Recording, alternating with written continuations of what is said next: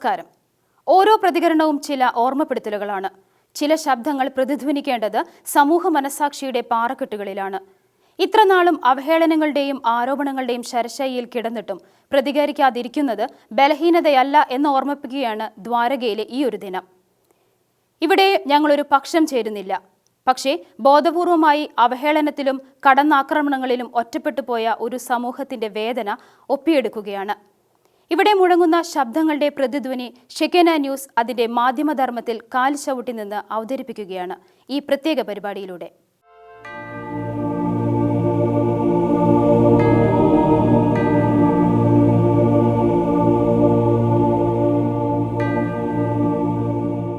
ശരിയും തെറ്റും ആപേക്ഷികമാണെന്ന് വിളിച്ചു പറയുന്ന, എന്തിനും ഏതിനും രണ്ട് പക്ഷമുള്ള ഈ നാട്ടിൽ ക്രൈസ്തവ സമൂഹത്തിനെ അവഹേളിക്കുന്ന വാർത്തകൾക്ക് കാലാകാലങ്ങളായി പക്ഷം ഒന്നു മാത്രം. അത് ഇരവാദം ചമച്ച് ക്രൈസ്തവ സമൂഹത്തെ പൊതു ഇടങ്ങളിൽ അവഹേളിക്കുന്ന പക്ഷം മാത്രമാണ്. ഇതിനൊരു തിരുത്താണ് വയനാടിന്റെ മണ്ണിൽ ദ്വാരകയിൽ ഉണർന്നുയർന്ന ഈ ഉണർത്തുപാട്ട്.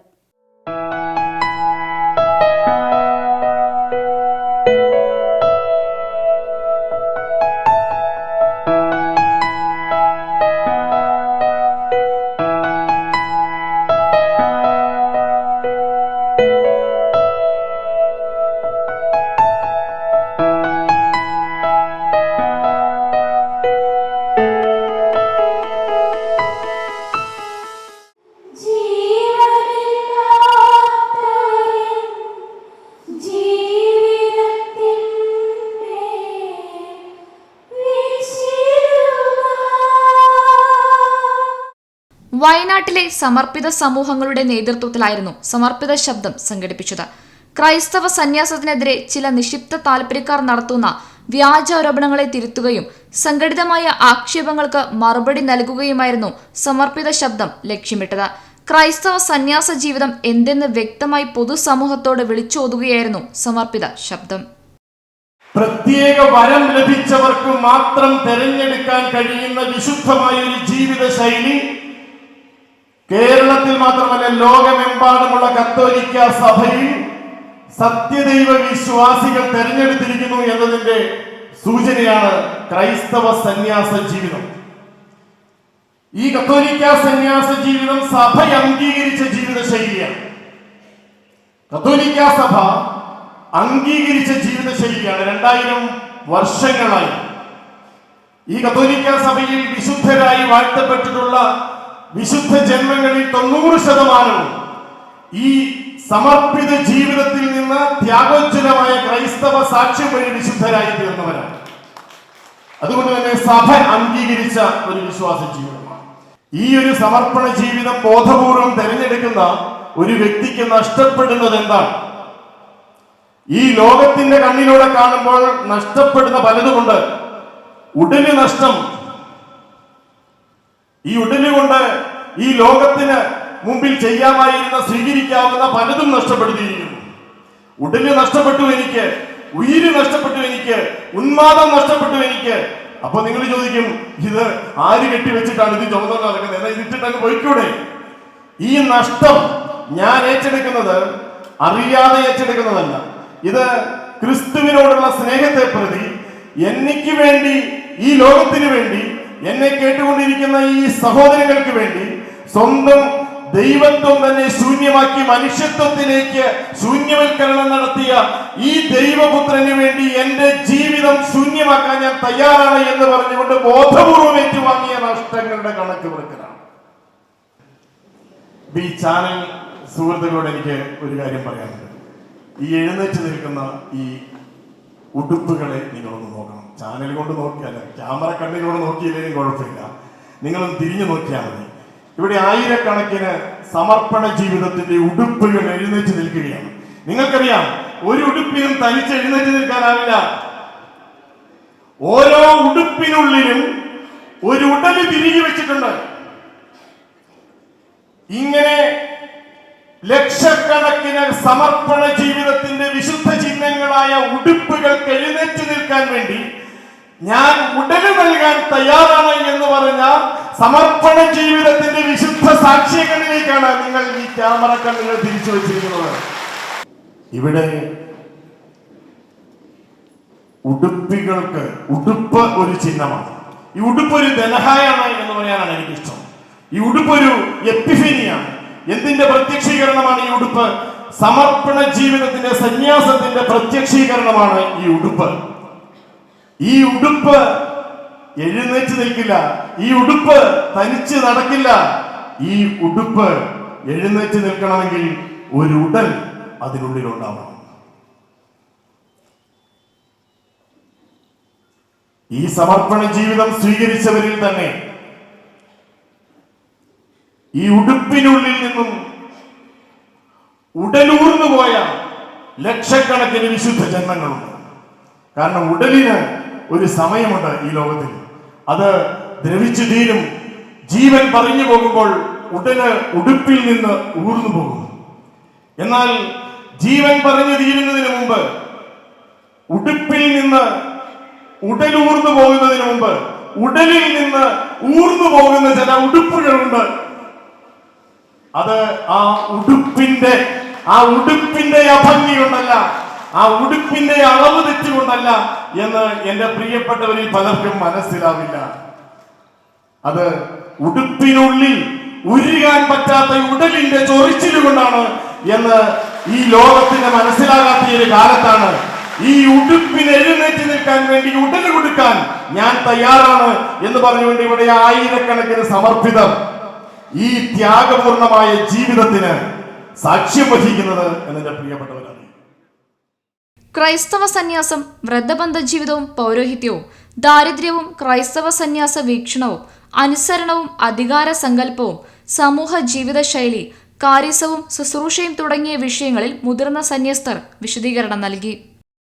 സമർപ്പിതരായ ഞങ്ങൾക്ക് ഐക്യദാർഢ്യം പ്രഖ്യാപിച്ചുകൊണ്ട് ഇവിടെ ആയിരിക്കുന്ന ആയിരങ്ങളോടും ഞങ്ങൾ പറയുകയാണ്, ഞങ്ങൾ അടിമകളാണ്, ക്രിസ്തുവിന്റെ അടിമകൾ, ലോകത്തിന്റെ അടിമകളല്ല. ഞങ്ങൾ ക്രിസ്തുവിന്റെ അടിമകൾ. ആ അടിമത്തത്തെ പ്രണയിക്കുന്നവരാണ് ഞങ്ങൾ.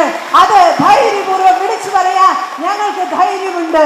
പ്രിയപ്പെട്ടവരെ, ആരെങ്കിലും ഈ അടിമത്തം അത് ഞങ്ങൾക്ക് അടിമത്തമായി ആണെന്ന് പറഞ്ഞാൽ ആ സ്വരമല്ല ഞങ്ങളുടെ സ്വരം. ഞങ്ങളുടെ സ്വരം എന്ന് പറയുന്നത് ക്രിസ്തുവിന് വേണ്ടി അടിയറവ് പറയുന്ന ഒരു സ്വരമാണ് ഞങ്ങളുടേത്.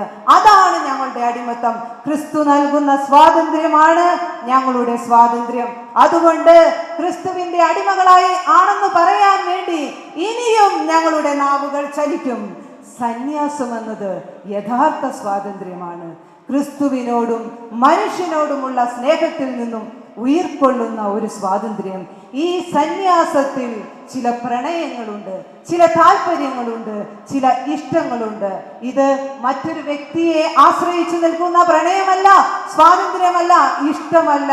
മറിച്ച് വ്യത്യസ്ത സന്യാസ സമൂഹത്തിന്റെ ചില കാര്യങ്ങളോടുള്ള ഇഷ്ടത്തെയാണ് ഞാൻ സൂചിപ്പിക്കുന്നത്. ഉദാഹരണത്തിന്, ഞാൻ ധരിച്ചിരിക്കുന്ന ഈ ബ്രൗൺ സ്കാപ്പുലറിനോടും ഇത് എന്നിൽ നിന്നും ആവശ്യപ്പെടുന്ന ഒരു ജീവിതക്രമത്തോടുമുള്ള ആ വലിയ പ്രണയമുണ്ടല്ലോ, ആ പ്രണയമാണ് CMC കോൺഗ്രിഗേഷനിലേക്ക് എന്നെ ആകർഷിച്ചതും ഇവിടെ ആയിരിക്കുവാൻ എന്നെ അനുവദിക്കുന്നതും. പ്രിയപ്പെട്ടവരെ, ഈ വസ്ത്രം ഇന്നും ധരിക്കാൻ സാധിക്കുന്നത് എൻ്റെ സ്വാതന്ത്ര്യത്തോടു കൂടിയുള്ള സന്യാസ സമർപ്പണമാണ്. ഈ സന്യാസ വസ്ത്രത്തിനുള്ളിൽ നിന്നുകൊണ്ടുള്ള സ്വാതന്ത്ര്യത്തെയും തിരഞ്ഞെടുപ്പിനെയുമാണ് ഞാൻ ഇഷ്ടപ്പെടുന്നതും വിലമതിക്കുന്നതും. അതിലാണ് എൻ്റെ അഭിമാനം എന്ന് പറയുന്നതിൽ യാതൊരുവിധ സങ്കോചവും എനിക്കില്ല. വ്രതബദ്ധ ജീവിതത്തിലേക്ക് കടക്കുമ്പോൾ യേശുവിൻ്റെ ജീവിതമാണ് 3 വ്രതങ്ങളിലൂടെ ഓരോ അർപ്പിതനും അർപ്പിതയും അനുകരിക്കുന്നത്. നിത്യ ബ്രഹ്മചാരിയായി ജീവിച്ച യേശുവിൻ്റെ ജീവിതമാണ് ബ്രഹ്മചര്യ ജീവിതത്തിലൂടെ ഒരു അർപ്പിതൻ സ്വീകരിക്കുന്നത്. തലചായ്ക്കുവാൻ ഇടമില്ലാതെ ദരിദ്രനായി ജീവിച്ച യേശുവിൻ്റെ ദാരിദ്ര്യ വ്രതത്തിലൂടെയും കുരിശുമരണത്തോളം പിതാവായ ദൈവത്തിന് അനുസരണമുള്ളവനായി ജീവിച്ച യേശുവിൻ്റെ അനുസരണ വ്രതത്തിലൂടെയും അർപ്പിത സ്വീകരിക്കുന്നു. വൈവാഹിക ജീവിതം വേണ്ട എന്ന് വെക്കുന്നത് കൊണ്ട് ഒരു വ്യക്തി ദൈവത്തെ തന്റെ പൂർണ്ണമായി ജീവിതത്തിന്റെ കേന്ദ്ര ബിന്ദുവായി പ്രതിഷ്ഠിച്ചുകൊണ്ട് സർവശക്തിയോടും സർവ സ്നേഹത്തോടും സർവ്വ കഴിവുകളോടും കൂടി ദൈവത്തിന് തന്നെ സമർപ്പിക്കുകയാണ് ചെയ്യുന്നത്.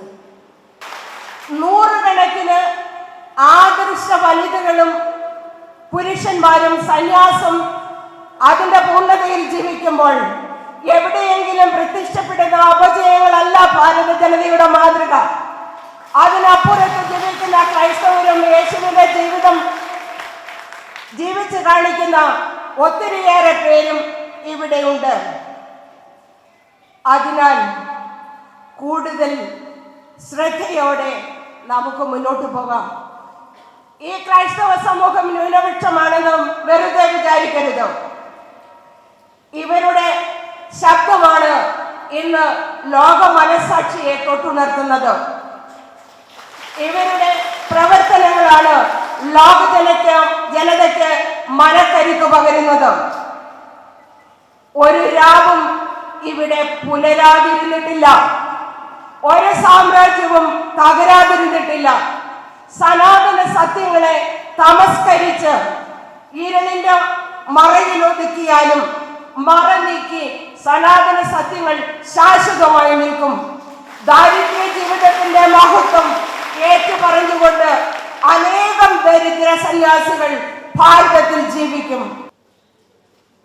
സമർപ്പണ ജീവിതത്തില് ദൈവത്തോടും അധികാരികളോടും സഭയോടും സഭാ സംവിധാനങ്ങളോടും അനുസരണക്കേട് കാണിക്കുന്ന യോനാമാർ അവർ ദൈവമേൽപ്പിക്കുന്ന ഉത്തരവാദിത്തത്തിൽ നിന്നും അകന്നു പോകുമ്പോൾ മാധ്യമങ്ങൾ ചുറ്റുപാടുമുള്ള സാഹചര്യങ്ങളെ പ്രക്ഷുബ്ധമാക്കുകയും അതുവഴി സന്യാസത്തിൽ അസ്വസ്ഥതകൾ കടന്നു വരികയും ചെയ്യും. ഇതാണ് ചരിത്രം നമുക്ക് നൽകുന്ന സാക്ഷ്യം. തിരുവചനം നമ്മോട് പറയുന്നു, അനുസരണം ബലിയേക്കാൾ ശ്രേഷ്ഠമാണ്. സമർപ്പിതരുടെ ഏറ്റവും വലിയ അനുസരണം എന്ന് പറയുന്നത് സ്വന്തം താല്പര്യങ്ങളെ ദൈവത്തിനു മുമ്പിൽ അടിയറ വയ്ക്കുക എന്നുള്ളതാണ്. ഹിതമറിഞ്ഞെങ്കിൽ മാത്രമേ ദൈവത്തിനു മുമ്പിൽ അടിയറ വെച്ചിട്ട് ദൈവത്തോടു കൂടെ നമുക്ക് യാത്ര ചെയ്യുവാനായിട്ട് സാധിക്കുകയുള്ളൂ. ഈ യാത്രയിൽ ഞങ്ങളുടെ വളർച്ചയ്ക്ക് വേണ്ടിയിട്ടാണ് ഞങ്ങൾക്ക് സന്യാസ നിയമങ്ങൾ നൽകപ്പെട്ടിരിക്കുന്നത്. ഇത് ഞങ്ങൾക്ക് ഒരിക്കലും ഒരു ഭാരമല്ല. സന്യാസ സമൂഹങ്ങളുടെ സിദ്ധി തിരഞ്ഞെടുക്കുന്നതിൽ തന്നെ സഭ എന്തുമാത്രം സ്വാതന്ത്ര്യമാണ് നമുക്ക് അനുവദിച്ചു തന്നിരിക്കുന്നത്. ഒരു സമൂഹത്തിലേക്ക് കടന്നു വരുന്ന നാൾ മുതൽ നീണ്ട വർഷങ്ങളിലെ പരിശീലന കാലഘട്ടങ്ങളിൽ അവൾ മനസ്സിലാക്കുന്നുണ്ട് ഈ സിദ്ധി തനിക്ക് ജീവിക്കാൻ പറ്റുമോ ഇല്ലയോ എന്ന്. വീണ്ടും ഒരു സമർപ്പിതയായതിനു ശേഷം പോലും ഞാൻ ജീവിക്കുന്ന ഒരു സിദ്ധി എന്നെ ഭാരപ്പെടുത്തുന്നുണ്ടെന്ന് എപ്പോൾ എനിക്ക് മനസ്സിലായാലും ഇറങ്ങി പോകുവാനുള്ള സ്വാതന്ത്ര്യം, അതല്ലെങ്കിൽ മറ്റൊരു സിദ്ധിയിലേക്ക് പരിശുദ്ധാത്മാവ് പ്രചോദിപ്പിക്കുന്നുണ്ടെങ്കിൽ കടന്നു പോകുവാനുള്ള സ്വാതന്ത്ര്യം സഭ നമുക്ക് അനുവദിച്ചു തന്നിട്ടുണ്ട്. ഒറ്റപ്പെട്ട സംഭവങ്ങളുടെ മറവിൽ ഒരു സമൂഹം ഒന്നടങ്കം വേട്ടയാടപ്പെടുമ്പോൾ ചുംബനം കൊണ്ട് ഒറ്റിക്കൊടുക്കാൻ കാത്തിരിക്കുന്നവർ സ്വന്തം ഭവനത്തിൽ പാർക്കുമ്പോൾ ഇവർ പലരും പലപ്പോഴും നിസ്സഹാരായിരുന്നു. അവരുടെ മൗനം കൂടപ്പിറപ്പിന്റെ മനസ്സിന്റെ മുറിപ്പാടിനെ ഓർത്തായിരുന്നു. പക്ഷെ ആ മൗനവും സമൂഹം കൂടുതൽ അവഹേളനത്തിന് ഉപകരണമാക്കിയപ്പോഴാണ് ഇവർ ഇത്തരത്തിൽ പ്രതികരിക്കേണ്ടി വന്നത്. ചീപ്പ് പബ്ലിസിറ്റിക്ക് വേണ്ടി പലതും കാട്ടിക്കൂട്ടുന്നതൊക്കെ കാണുമ്പോൾ ഞങ്ങളാരും ഇവരുടെ പുറകെ അല്ല എന്ന് പറയാൻ എനിക്ക് ഏറ്റവും ഇഷ്ടമായിട്ട് ഞാൻ പറയാൻ ആഗ്രഹിക്കുന്നത്, ഈ ഒരു വ്യക്തിയുടെ പുറകെ പോകാൻ ഞങ്ങൾക്ക് സമയമില്ല. ഇവരെന്തു പറഞ്ഞാലും ഞങ്ങൾ എന്തുകൊണ്ട് പ്രതികരിക്കുന്നില്ല എന്നതിന് ഒരു ഉത്തരം കൂടെ ഞങ്ങൾക്ക് തരാനുണ്ട്. അത് വേറൊന്നുമല്ല, ഞങ്ങളുടെ ഈ സമർപ്പിത ജീവിതം ഇതിനു വേണ്ടിയുള്ളതല്ല, ആവശ്യമില്ലാത്ത കാര്യങ്ങളുടെ പുറകെ പോകാനുള്ളതല്ല. ഞങ്ങളിൽ നിക്ഷിപ്തമായ പ്രാർത്ഥന, സേവനം, ഞങ്ങളോട് അടുത്ത് നിൽക്കുന്നവരുടെ ശുശ്രൂഷ, ഞങ്ങളുടെ കൂട്ടായ്മ, ഇതൊക്കെ സംരക്ഷിക്കാൻ ഞങ്ങൾ ബാധ്യസ്ഥരാണ്. അതുകൊണ്ട് തന്നെ ഇതിൻ്റെ കെട്ടുപാടുകളിൽ നിന്ന് പുറത്തേക്ക് പോകാൻ ഞങ്ങൾ ഇഷ്ടപ്പെടുന്നില്ല.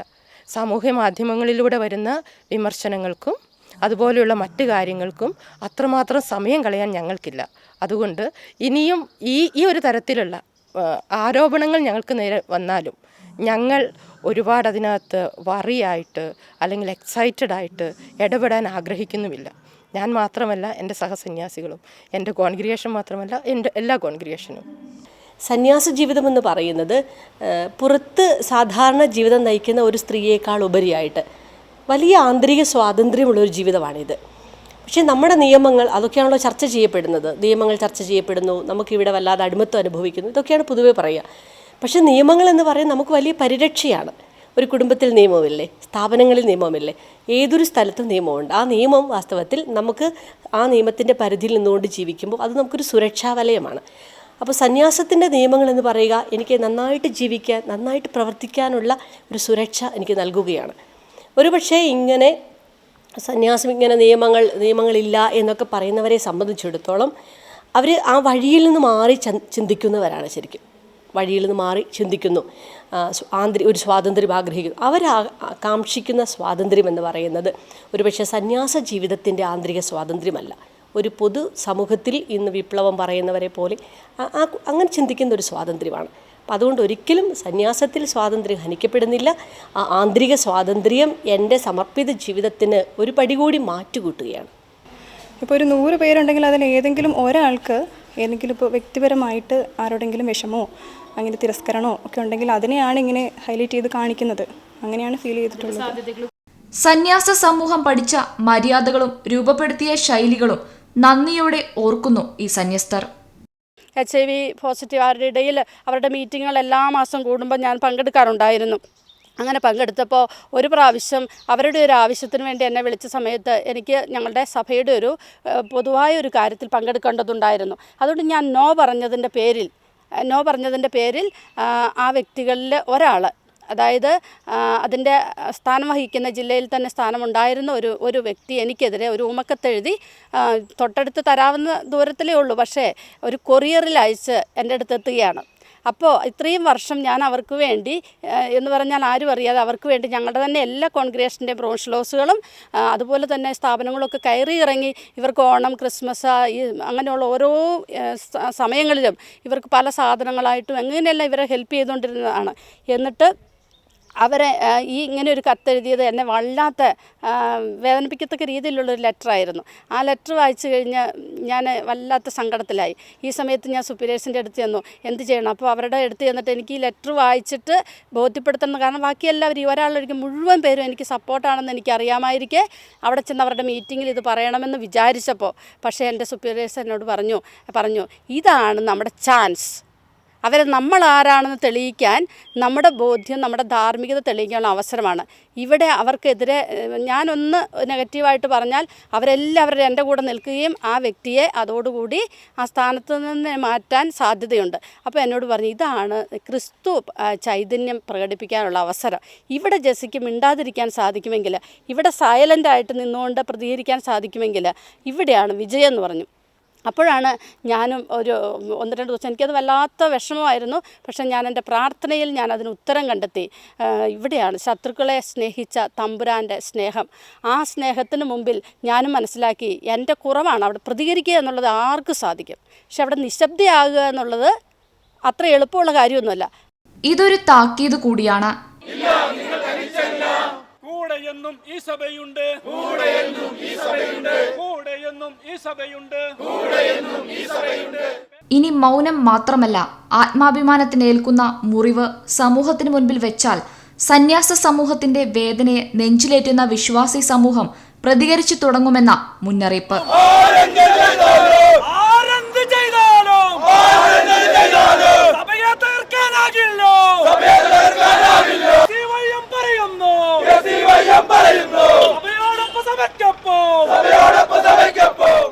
സന്യസ്തർക്ക് നേരെയുള്ള അതിക്രമങ്ങളെ കയ്യം കെട്ടി നോക്കി നിൽക്കാനില്ലെന്നും മുഖ്യമന്ത്രി അടക്കമുള്ളവർ ഇതിൽ ഇടപെടണമെന്നും സമർപ്പിത ശബ്ദം പ്രമേയത്തിലൂടെ ആവശ്യപ്പെട്ടു.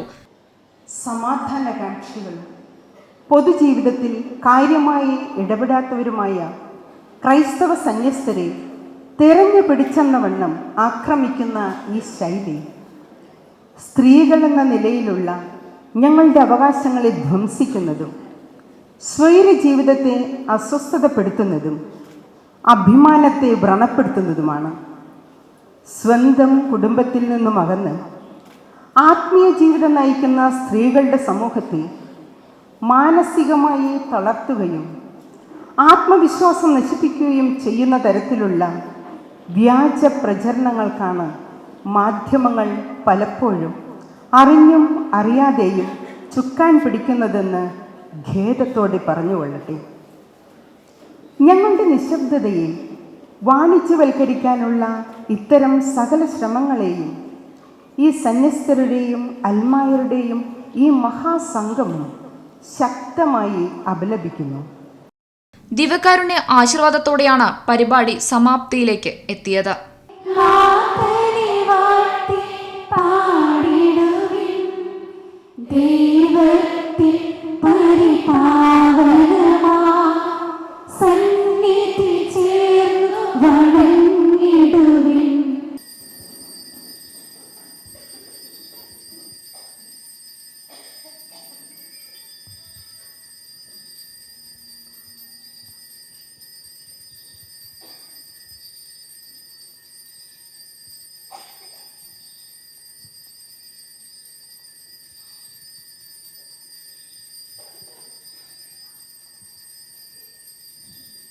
പരിശുദ്ധ പരമ ദിവ്യകാരുണ്യമേ, എന്നേരവും ആരാധനയും സ്തുതിയും. അനുഗ്രഹിച്ച ദിവ്യകാരുണ്യേശോയെ, സ്വർഗം ഞങ്ങൾക്ക് നൽകുന്ന വാഗ്ദാനത്തോടൊപ്പം അവിടുന്ന് ഞങ്ങൾക്ക് പീഡനങ്ങളും വരാനിരിക്കുന്ന യുഗത്തിൽ നിത്യജീവനും ഉറപ്പു നൽകിയല്ലോ. സമർപ്പിത ജീവിതങ്ങൾക്കുമേ പരിഹാസത്തിന്റെയും അവഹേളനത്തിന്റെയും കരിനിഴലുകൾ പടരുമ്പോഴും ഞങ്ങൾ നിന്റെ വിശുദ്ധ കുരിശിൽ ആശ്രയിക്കും. മാധ്യമധർമ്മത്തിന്റെ ശരിയായ നിലപാടാണ് ഷെക്കേന ടെലിവിഷൻ ഈ പരിപാടിയിലൂടെ മുന്നോട്ട് വെക്കുന്നത്. പാർശ്വവൽക്കരിക്കപ്പെട്ടവരുടെയും നിശബ്ദരാക്കപ്പെട്ടവരുടെയും ശബ്ദമാവുക എന്ന ദൗത്യത്തെ ഒരിക്കൽ കൂടി ഊന്നൽ കൊടുത്തുകൊണ്ട് വയനാടിന്റെ മണ്ണിൽ ഇന്നുയർന്ന ഈ ഉണർത്തുപാട്ട് സമൂഹത്തിലെ ഉറക്കം നടിക്കുന്ന കർണപടങ്ങളിലേക്ക് പകർന്നു നൽകി എന്ന അഭിമാനത്തോടെ നിർത്തുന്നു. നന്ദി, നമസ്കാരം.